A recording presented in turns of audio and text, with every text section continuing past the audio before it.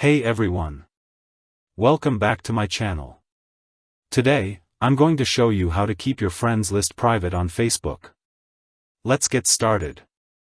First, open the Facebook app on your phone and make sure you're logged into your account. On the main screen, find the menu button in the top right corner. It looks like 3 horizontal lines and tap on it.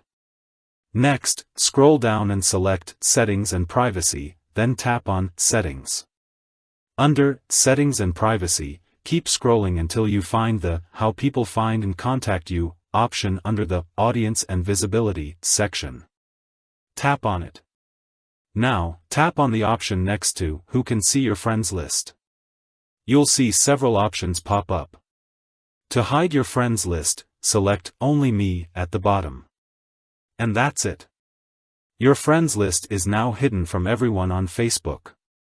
If this video was helpful, please like, subscribe, and hit the notification bell. Thanks for watching.